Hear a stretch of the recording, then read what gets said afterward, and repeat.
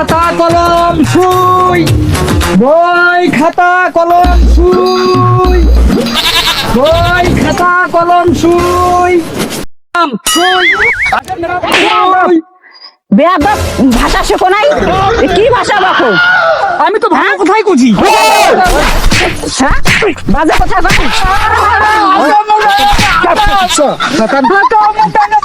তোমার মুখ বুঝি করেন না মহিলা মাসি দেখলে ভাষা খারাপ করতে হবে। ভাষা খারাপ করছো কি ভাষা বলছো এগুলা? ভাষা খারাপ করছো কি বলছো?